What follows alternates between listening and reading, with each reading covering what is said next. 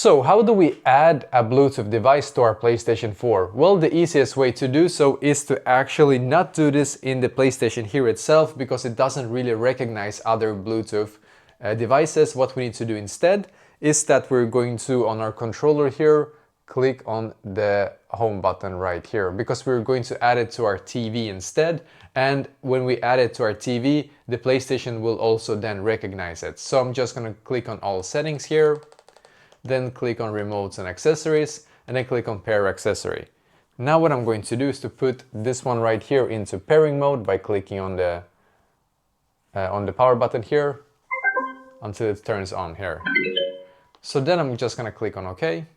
And now it's going to search for my specific accessory here, as you can see. So now I need for it to wait for it to find it, and here it is. So now I'm just going to click on pairing here and then click on pair. And once it's paired, I'm just going to click on this button here and then click on HDMI here.